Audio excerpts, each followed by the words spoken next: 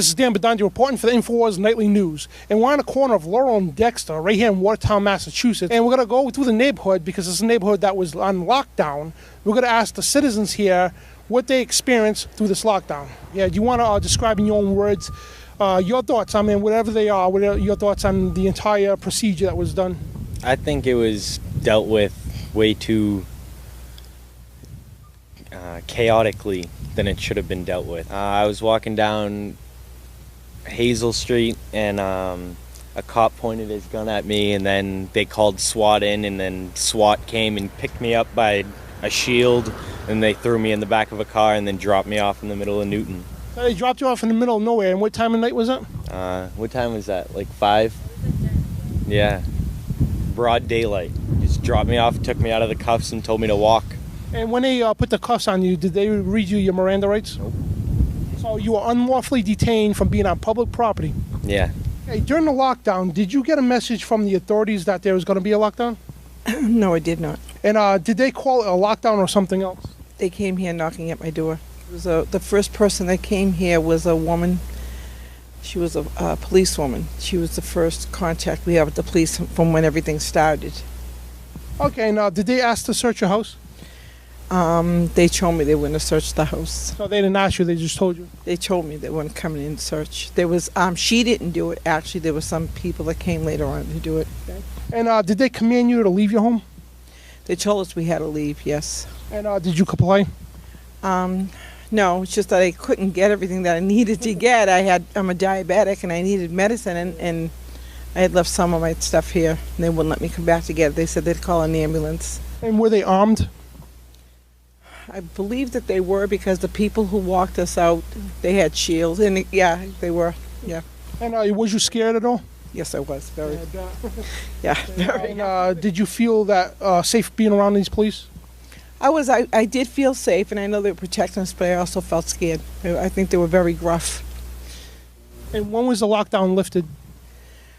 Actually, my son came to pick us up at the police station, and we went to his house. It was about 11 o'clock at night. I was calling the Watertown police and the FBI, and no one told me that we could come back in yet. They kept shuffling it back and forth, saying that call the state. State said call Watertown.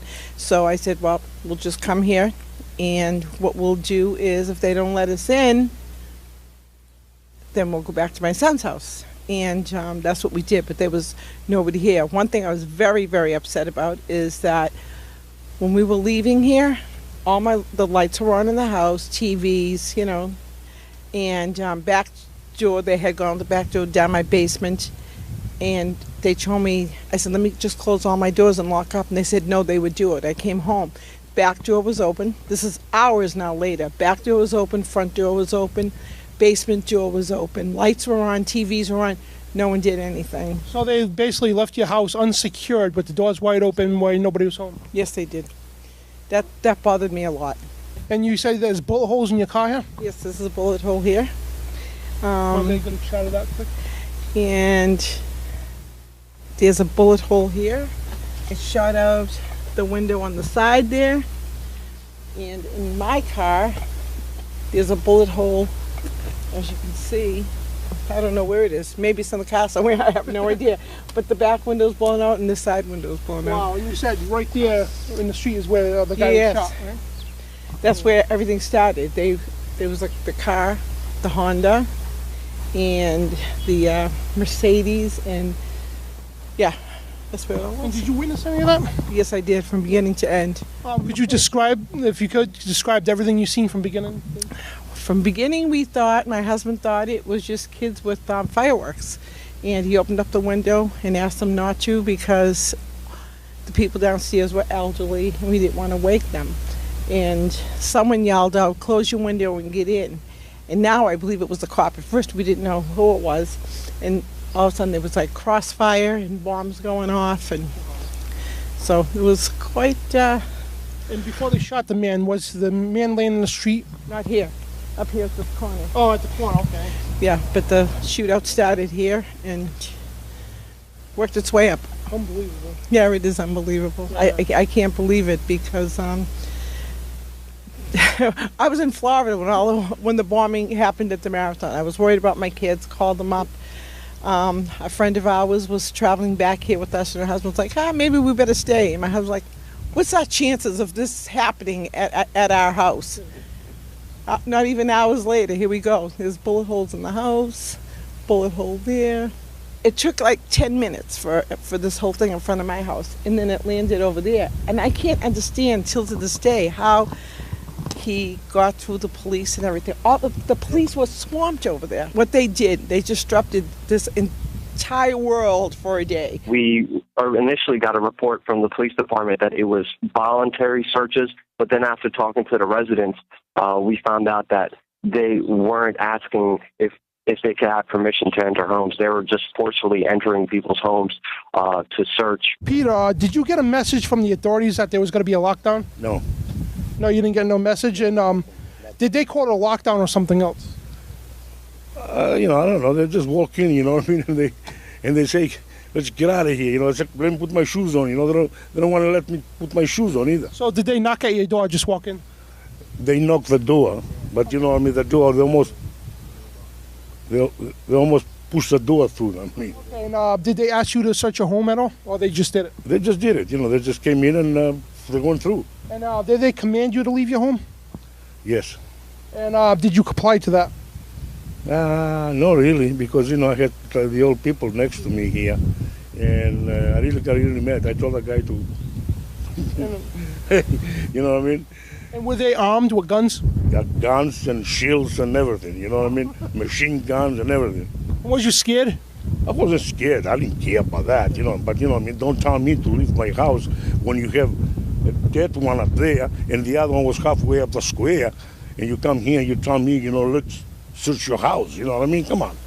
I work with you along, you know, but be nice, a little bit nicer. And did you feel safe being around the police? I don't know. I don't know. I was here by myself when the shooting was going on. You know, okay, they were there, but we left, and they say, let's lock the doors. They say, no, we'll take care of it. We'll lock your doors and everything. We came home midnight, and everything was open, and nobody was around here. So they left your house also unsecured and wide open? Exactly. And nobody was around here. What takes anybody? Anybody can walk in. Absolutely. His door was open, the inside door was open. And you had neighbors downstairs, the elderly, right? And did they force them out? Yes, and not a nice way either, you know what I mean? Like, hurry up. The old man, he wants to put his shoes on. No, come on, you know, the way you are. You know, say, hey, they don't speak English well, you know. Let me take care of it, you know what I mean? But, you know, everything was rush. We're going up the street. They mistreated the elderly then, right? Yes. Unbelievable. Yes, you know, I didn't like that. You know, like I said, they tried to do the job, you know what I mean? No. But on this point here, I got very upset. Okay, Lita, did you get a message ahead of time from the authorities that there was going to be a lockdown? Not that I'm aware of, no. So you didn't hear nothing on TV, radio? Yeah, I heard of something, but nothing personal. No phone calls to the house or anything like that. And did they call it a lockdown or something else? It wasn't necessarily into lockdown, but I heard it from the news, and it said just stay inside your house. Something similar. Okay, and the police knock at your door? Yes. And did they ask to search your house, or they just searched it? They wanted to search the house, but my grandma said nobody was in there, and then they proceeded to ask my grandma for my uncle lives upstairs, and the house is a deadbolt, and my grandma said, there's no one up there. I didn't hear anyone go up the stairs, but they still made her give the house key and unlocked it with that key and searched upstairs and all the way up to the attic. Well, they didn't want to give the key back, but they ended up giving the key back. My grandma, they did. And did they command you at all any time to leave your home or stay in the home? So it was stay inside. And did you comply with that? Yes. And were the police armed at any time they pointed them at you? They didn't point, but they were armed and intimidating. And so, did they scare you at all? I mean, the whole situation? Yeah, it was scary overall for everyone, but it wasn't really the Watertown police. It was more of like the government. I don't know what kind of police they were, but it was the Army, FBI, yeah, those people that were scary. Yeah, I don't understand the martial law for one person, taking that it's just a person who's 19 years old and they already knew that he might not have been heavily armed to go to that kind of extent to make everyone feel a little to make everyone feel like it was a war zone when in reality it wasn't. But the thing overall that caught my eye is that my friend on Franklin Street lived across the street, and the Army people did a huge search in their garage. But the boat was directly across the street. They didn't search the boat, not once.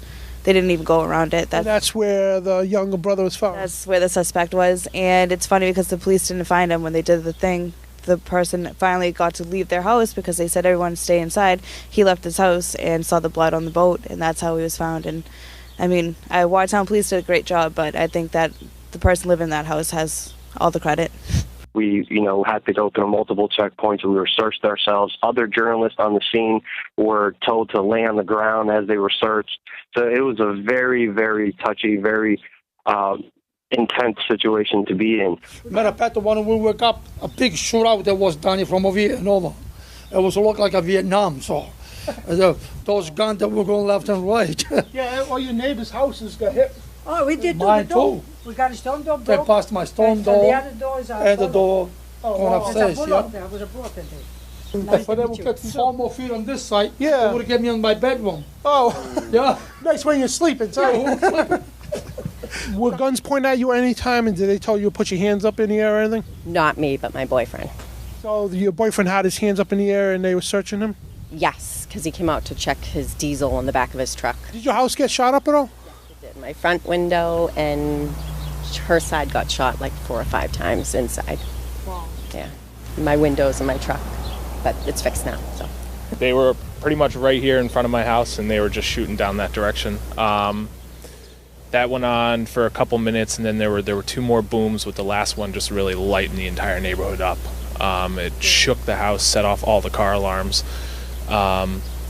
There was a heavy gunfire for a couple minutes, and then I saw the first suspect, the older brother, run along the black fence and go across the street. Officer ran out, met him in the street, tackled him to the ground, was standing over him, and then the black SUV came and ran over the older brother.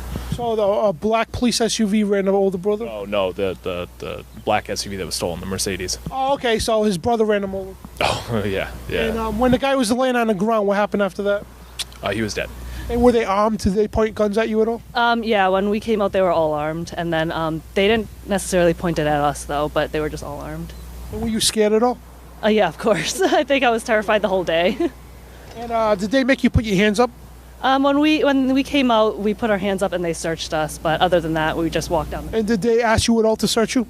Yeah, they asked. They told us that they were going to be searching us. And we just talked to several residents here on Laurel and Dexter, right here in Watertown, Massachusetts, and we got fragments of bombs embedded in people's houses, car windows blown out, bullet holes in people's windows, the sides of the houses, and people's mixed reactions about the cops. A lot of people's houses didn't get searched, but a lot of people's did.